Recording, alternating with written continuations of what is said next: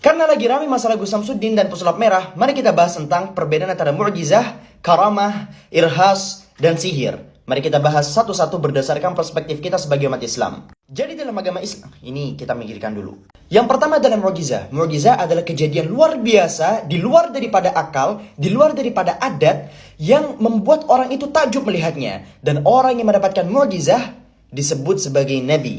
Jadi mukjizat, kejadian-kejadian luar biasa ini diberikan kepada para nabi dan rasul untuk membantai pemikiran-pemikiran orang-orang kafir pada saat itu.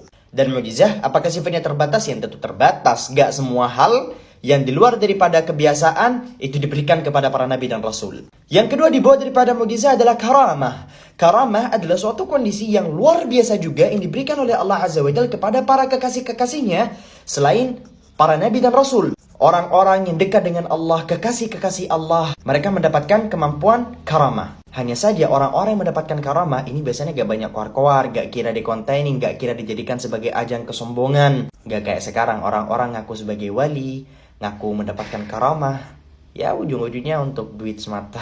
Gak mungkin para aulia Allah itu melakukan hal-hal yang semacam demikian. Justru mereka biasanya sembunyi-sembunyi dan menganggap kemampuan luar biasa mereka itu sebagai sebuah ujian dari Allah, bukan sebagai suatu kebanggaan. Salah satu contoh karamah yang disebutkan dalam Al-Quran adalah salah satu umat Nabi Sulaiman pada saat itu yang membawakan singgasana Ratu Bilqis ke hadapan Nabi Sulaiman. Yang ketiga ada yang namanya irhas. Irhas adalah kemampuan luar biasa yang diberikan oleh Allah Azza wa Jalla kepada calon-calon nabi, kepada calon-calon rasul, ketika mereka belum diangkat oleh Allah Subhanahu wa taala menjadi rasul. Biasanya ini adalah sebagai tanda-tanda sebelum mereka diangkat menjadi seorang nabi atau rasul. Yang keempat adalah sihir. Sihir itu adalah ilmu hitam. Apakah ilmu hitam itu ada?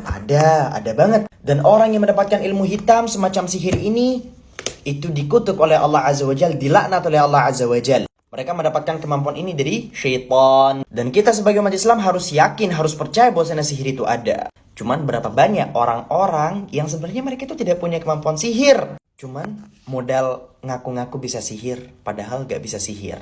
Orang ini yang bisa sihir, ini pantangannya banyak banget. Saya ingat dulu di kampung saya itu ada pelaku sihir. Dia itu gak pernah tidur malam. Benar-benar gak tidur malam. Karena melakukan ritual-ritual yang tadi itu.